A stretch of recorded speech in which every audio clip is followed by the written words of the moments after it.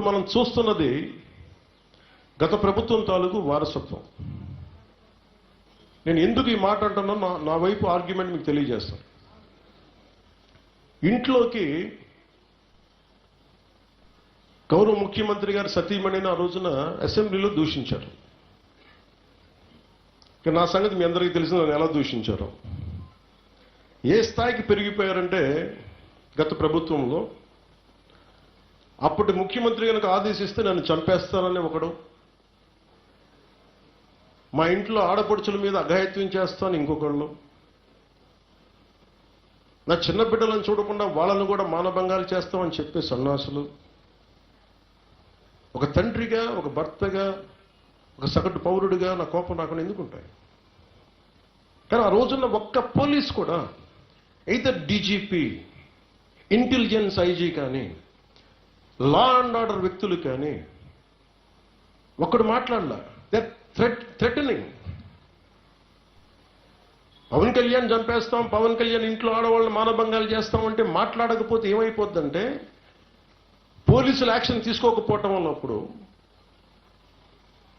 ఇప్పుడు ఇళ్లలోకి వచ్చి రేపులు చేసేస్తాను. ఎందుకంటే అలవాటు అయిపోయింది. ఎందుకంటే ప్రభుత్వం పనిచేయడం మానేసింది. అంటే ఒక నిర్భయ కేసు జరిగినప్పుడు, ఒక దిశ జరిగినప్పుడు అందరి మీద రోడ్డు మీదకి వచ్చేస్తారు. అందరూ చంపేయండి, ఢిల్లీ హైకోర్టులో కూడా అంగచ్ఛేదన చేయండి, మ్యూటిలేషన్ చేయండి. దానికంటే ముందు ఏం చేయాలి? ఎన్కౌంటర్లు చేసేయండి. ఇది ప్రజల నుంచి వస్తున్న తెలంగాణలో మీరందరం చూసాం. మనందరం మీడియా మాట్లాడదు దాని మీద. కానీ మీరు మాట్లాడాల్సింది, ఇంక్లూడింగ్ మీడియాతో సహా, వారికి కొమ్ము కాసిన ఛానల్స్ కూడా మీరు ఎలాంటి డిబేట్స్ పెట్టాలి? ఒక ముఖ్యమంత్రి స్థానంలోకి వచ్చి ఆయన భార్యని తిడితే, సతీమణిని తిడితే దాని మీద డిబేట్స్ పెట్టాలి. ఇలాంటి జరిగితే ఏమవుద్ది? ఇంత రక్షణ కలిగిన నాకే ఇలాంటి థ్రెట్స్ వచ్చినప్పుడు రోడ్డు మీద వెళ్ళేవాడిని ఇళ్లలోకి వచ్చి ఏదైనా చేసేస్తారు. దీని గురించి మాట్లాడేది ఎవరు? అధికారులు భయపడతారు. గత డీజీపీలకి బాధ్యత లేదు. మీ బాధ్యత కాదా? నేను ఒక పోలీసు, నా బాధ్యత కాదా? ఇప్పుడు ఈ రోజున మేము థ్రెట్ ఇస్తున్నావా? నా గురించి ఎవరన్నా మా పక్క వేరే పార్టీల గురించి మాట్లాడితే మొట్టమొదటి రెస్పాండ్ అయ్యేది నేను. పిచ్చి వేషాలు మాట్లాడకండి, వాళ్ళ ఇంట్లో వాళ్ళ గురించి చెప్పేది నేను. కానీ వాళ్ళు ఎంకరేజ్ చేశారు వైసీపీ నాయకులందరూ.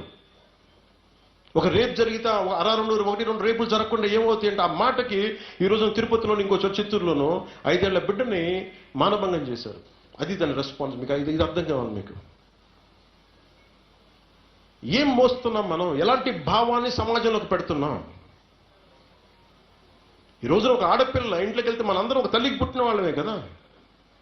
మాతృగర్భం నుంచి కాకుండా ఇంకొక సపరేట్గా వస్తామా మనం? దీని గురించి మాట్లాడేది ఎవరు? నా ఇంట్లో ఆడబిడ్డలు బాగుంటే సరిపోద్దా? చట్టాలు బలంగా ఉన్నాయి. సోషల్ మీడియాలోకి వచ్చి ఏదైనా ఒప్పుకోకపోతే ఇళ్లలోకి వచ్చి రేపులు చేస్తామని బెదిరిస్తారు. లేదంటే ఫేక్ టెక్నాలజీ తోటి ఫోటోలు సృష్టిస్తారు. మరి ఏం చేయాలి? ఇది సోషల్ మీడియాలో మీకు రేపులు వచ్చేస్తామంటే నాకే పంపించారు, ఇంకెవరో కాదు. నాకు చాలా ఆవేదన ఉంది దీని మీద. ఈ మధ్య ఇటీవల కాలంలో సోషల్ మీడియా యాక్టివిస్టుల మీద చాలా ఇబ్బందికరమైన పరిస్థితులు చేయడం జరుగుతోంది. మరి మన వైఎస్ఆర్సీపీ రాష్ట్ర అధ్యక్షులు, మాజీ ముఖ్యమంత్రి వారి గౌరవనీయులు జగన్మోహన్ రెడ్డి గారు కూడా మరి చెప్పడం జరిగింది. ఈ విధమైన వాతావరణం అంటే కొత్త ప్రభుత్వం ఏర్పడినప్పటి నుంచి కూడా రాష్ట్రంలో ఒక పక్క దాడులు జరిగాయి, హత్యలు జరిగాయి, మరి కూల్చివేతలు జరిగాయి. రకరకాల కారణాలతో రకరకాల విధంగా వైఎస్ఆర్సీపీ నాయకులు కానీ కార్యకర్తలు కానీ ఇబ్బందికి గురి చేయడం జరిగింది. మరి కొన్న ప్రజలందరూ, మేము ఎక్కడికి వెళ్ళినా కూడా ప్రజలందరూ వచ్చి మాకు ఈ పథకం రాలేదు, అమ్మఒడి రాలేదు, రైతు భరోసా రాలేదు, లేకపోతే ఇది రాలేదు, ఇంకా ఇన్నాళ్ళైనా ఇబ్బందిగా ఉందని అనేక సమస్యలు చెప్పడం జరుగుతుంది.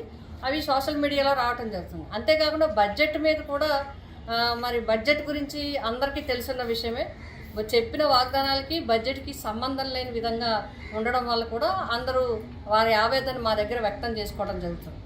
ఈ విధంగా ఈ ప్రజా సమస్యల్ని మరి అందరికీ కూడా తెలియచేయడం కోసం సోషల్ యాక్టివిటీస్ ఉంటే ఎప్పుడెప్పుడో పాతవి తీసి వాళ్ళని ఇబ్బంది పెట్టడం, అదేవిధంగా అసలు వాట్సాప్ సంబంధం లేని వాళ్ళకి, యూట్యూబ్తో సంబంధం లేని వాళ్ళని కూడా కేసుల్లో పెట్టడం, వారిని పదే పదే రోజులు తరబడి పోలీస్ స్టేషన్కి తిప్పడం, చివరికి ఎప్పటికో మరి అందరూ మాట్లాడితే కానీ వాళ్ళని ఏ విధంగా కేసు కూడా బుక్ చేయకుండా వాళ్ళని అనాథరైజ్డ్గా తిప్పడం కూడా జరుగుతున్నట్టుగా మాకు అందరికీ చెప్పడం జరుగుతుంది. ముఖ్యంగా పిఠాపురం నియోజకవర్గంలో ఇప్పటికే చెంజంగపేట కానీ, అదేవిధంగా మరి పెద్దాపురం నియోజకవర్గంలో కానీ, పిఠాపురంలో కానీ ఇప్పుడు నిన్నే ఒక సంఘటన జరిగింది.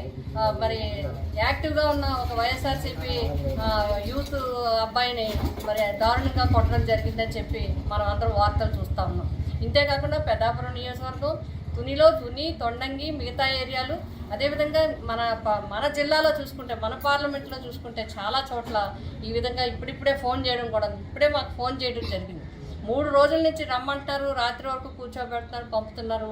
మాకు చాలా ఇబ్బందిగా ఉంది, మేము కూలి పని చేసుకునే వాళ్ళం, మా మీదే కుటుంబం ఆధారపడి ఉంది.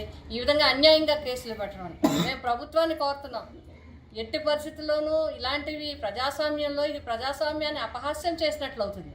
ఎందుకు అంటే ఎవరైతే నిజంగా తప్పుడు కేసులు పెడతారో, తప్పుడు వాట్సాప్లు పెడతారో, లేకపోతే తప్పుడుగా సోషల్ మీడియాలో చెప్తారో, అది ఎవరైనా సరే ఇర్రెస్పెక్టివ్ ఆఫ్ పార్టీ శిక్షించడం తప్పులేదు. అలాంటి వారికి తప్పకుండా చట్ట ప్రకారం చర్యలు తీసుకోవాలి. కానీ సోషల్ మీడియా యాక్టివిటీస్ని ఒక పార్టీని అణచివేతకో, పార్టీ నాయకుల్ని భయభ్రాంతులు చేయడానికో చేస్తే మాత్రం చాలా తప్పు.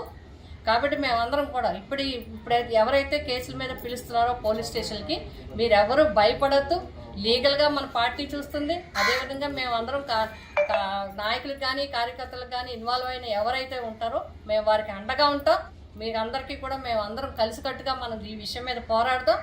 ఏదైనా సరే ప్రజా సమస్యల్ని ఎలుగెత్తి చూపడంలో మాత్రం వైఎస్ఆర్సీపీ పార్టీ నాయకులు కానీ, సోషల్ మీడియా కానీ వెనుకంజి వేదు ఈ చర్యల వల్ల అని మేము ప్రభుత్వానికి తెలియజేస్తాం.